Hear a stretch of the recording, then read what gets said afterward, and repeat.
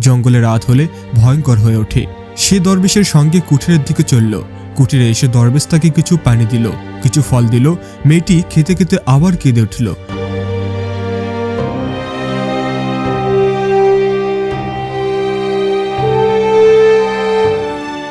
গভীর জঙ্গলের মাঝখানে মানুষের কোলাহল থেকে বহু দূরে থাকত এক দরবেশ।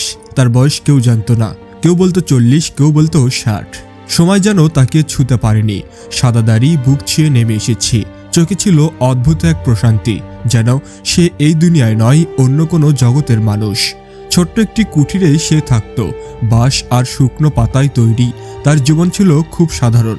ভোরে উঠে নামাজ, তারপর জঙ্গলের ঝর্ণা থেকে পানি এনে অজু, একটু ফলমূল, কিছু শাকপাতা, এই ছিল তার রিজিক। দরবেশ খুব কম কথা বলতো, পশু পাখিরাই ছিল তার সঙ্গী। হরিণ তাকে ভয় পেত না, পাখিরা তার কাঁধে এসে বসত। আর রাতের নীরবতার বনের শব্দের মধ্যেই সে খুঁজে পেত আল্লাহর অস্তিত্ব। তার বিশ্বাস ছিল যে নিজেকে চিনেছে সে তার রবকেও চিনেছে।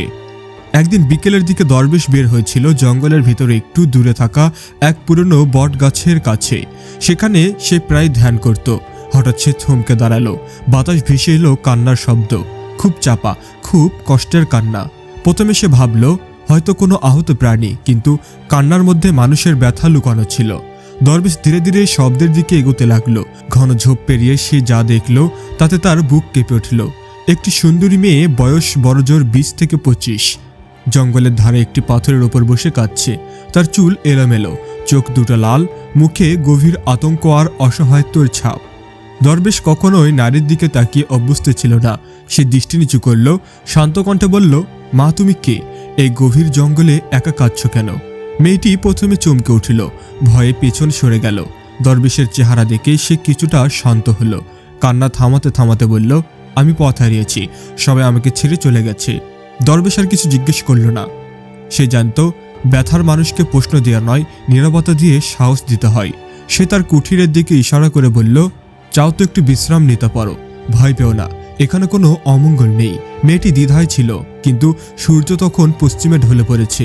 জঙ্গলে রাত হলে ভয়ঙ্কর হয়ে ওঠে। সে দরবেশের সঙ্গে কুঠিরের দিকে চলল। কুঠিরে এসে দরবেশ তাকে কিছু পানি দিল, কিছু ফল দিল। মেয়েটি খেতে খেতে আবার কেঁদে উঠল। এবার দরবেশ বলল, কষ্ট চেপে রাখলে কষ্ট বাড়ে, বলো কি হয়েছে? মেয়েটি দীর্ঘশ্বাস ফেলে বলতে শুরু করল, সে ছিল কাছের এক গ্রামের মেয়ে। তার বাবা মা মারা গেছে অনেক আগে।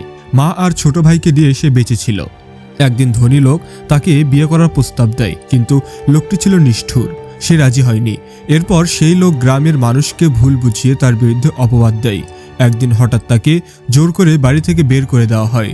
অপমান আর ভয়ে সে জঙ্গলের দিকে দৌড়ে পালায় আর তারপর হারিয়ে যায়। দরবেশ চুপচাপ শুনছিল। তার চোখে কোনো রাগ ছিল না, ছিল গভীর দুঃখ।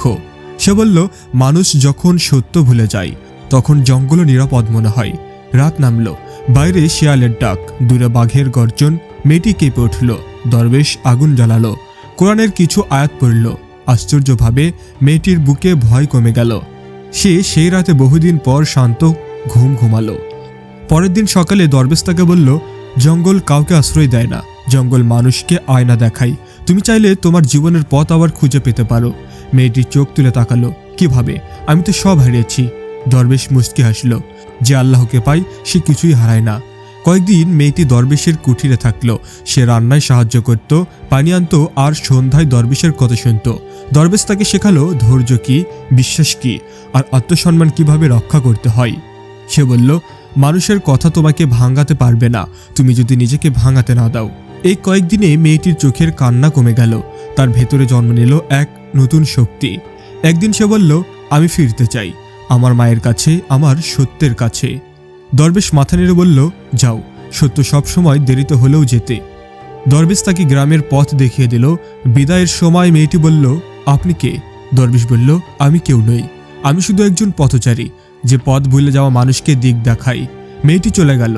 বহুদিন পর দরবেশ শুনল গ্রামের সত্য প্রকাশ পেয়েছে। সেই ধনী লোকের অপকর্ম ধরা পড়েছে। মেয়েটি তার মায়ের সঙ্গে শান্তিতে বাসছে। সেদিন দরবেশ বটগাছের নিচে বসে আকাশের দিকে তাকালো। তার চোখে অশ্রু, কিন্তু মুখে প্রশান্ত হাসি। সে ফিসফিস করে বলল, হে আল্লাহ, তুমি আমাকে আবার মনে করিয়ে দিলে মানুষ বাঁচে শক্তিতে নয়, সত্যে। গভীর জঙ্গলে আবার নীরবতা নেমে এলো। দরবেশের জীবন আগের মতোই চলতে লাগলো, কিন্তু সেই একদিনের কান্না, সে এক সুন্দরী মেয়ের গল্প জঙ্গলের পাতায় পাতায় যেন আজও ফিসফিস করে বলে যায়। আলো কখনো হারায় না, শুধু কখনো গভীর অন্ধকারে লুকিয়ে থাকে।